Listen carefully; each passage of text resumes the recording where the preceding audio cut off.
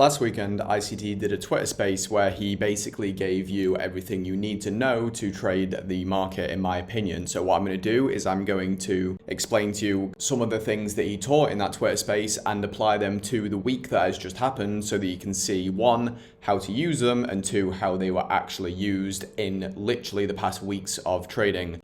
I'm going to be showing you Monday, Tuesday, and Wednesday's price action. Since NFP week, I typically would say, if you are relatively new or just in general, I'm 2.5 years, almost 3 years into trading, and I don't trade NFP Thursdays. I don't even look at them because it's a lower probability day. So why am I going to choose to trade a day that is more likely to hurt me than it is to benefit me? It's simple logic, in my opinion. Obviously, some people can trade NFP Thursday and they do it pretty profitably, but in my opinion, I am more likely to just avoid it, and I'm perfectly happy to avoid some days of the month if it actually means that I'm going to be losing less and winning more. So anyway, let's get into the video. So what ICT has taught in this Twitter space that he did last weekend, and if you haven't listened to it, then I suggest you go and listen to it. Just scroll down in his Twitter account, and it was called something like keys to setups that yield infinite results or something along those lines. So yeah, go and listen to that and you will get more of the details in what I'm going to show you today. But the basic things I want to focus on is he teaches to look for where is smooth for the New York AM session, specifically between 2 a.m. and 5 a.m. and 7 a.m. and 9:30 a.m. I should also point out, boys, that that is New York local time. So whatever time it is in New York is the time that I'm referring to in these videos.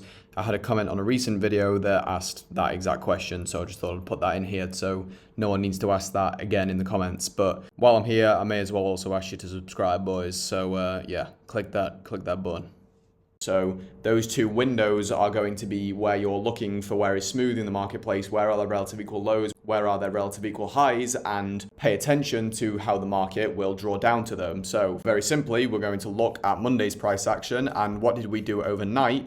Well, I can see on the 15-minute chart that we have relative equal lows here between 7 a.m. This is the 7 a.m. low and the 8 a.m. low. So I'm going to mark that out as a red line for sell-side liquidity.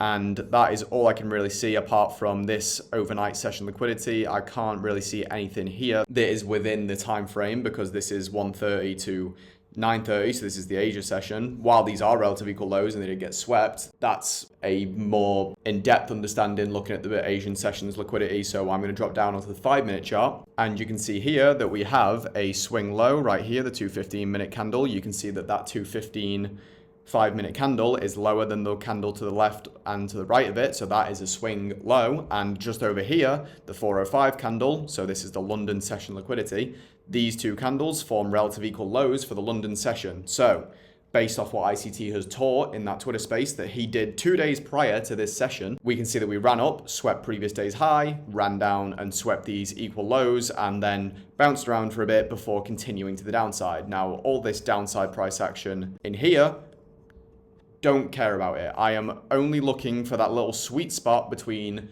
9:30 and 10:30 where I can get a move towards whatever relative or smooth liquidity was formed in that pre-market session between 7 a.m. and 9:30 a.m. and that London session between 2 a.m. and 5 a.m. So I'm not even going to show you an entry to get into this trade because that isn't what this video is about. This video isn't about teaching you how to get in because there's plenty of ways you can get in. We're using I use the 2022 model, using the silver bullet, using the first presented fair value gap, using a breaker block, an order block, about 100 other PD arrays. I'm going to actually do a video on every PD array that I am aware of, not every PD array I use, but every PD array I actually even know of. So look out for that video in the future. But yeah, this video isn't about getting in to trade towards these because you have your own personal preference on how you would like to enter the market and what you'd even use to enter the market. I'm simply showing you that when these things occur, the market tends to draw there. So if you know where it's going, then you'll figure out how to get in your own personal way. But I would suggest using some of the things that I just mentioned. Now, on Tuesday's trade-in, the parameters that ICT gave you in that Twitter space didn't really give you anything to trade based off. So if you're trading based off just that, then you would have probably not had a trade idea. Unless you wanted to be very nitpicky, you could have argued for some relative equal highs. For example, you could argue that this 1-minute swing high here, sorry, not that one. That 1-minute swing high there and the one to the right of it over here are relative equal highs, and they were in fact swept. So you could argue for that. That is pre-market liquidity, so that is absolutely within what the realm of what he's teaching. Now, I wouldn't really favor that one just because I want to see specifically in the window of 7 to 9:30 and 2 to 5, I want to see that window really.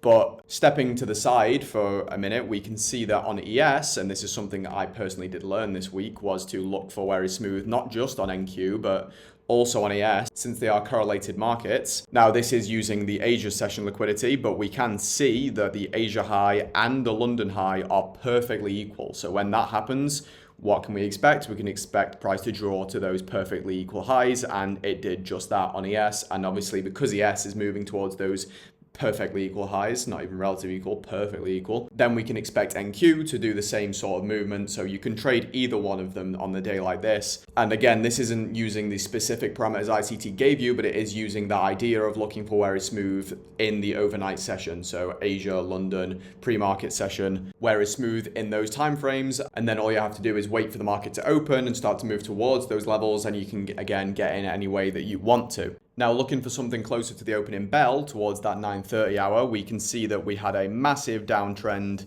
overnight. So we can look in this area and look for where is smooth, and the market might, even if it wants to continue going downwards, it might want to come up and upset where is smooth in this run and then continue going downwards. It did in fact completely reverse and continue higher, which kind of makes sense with the way that the daily chart has been looking.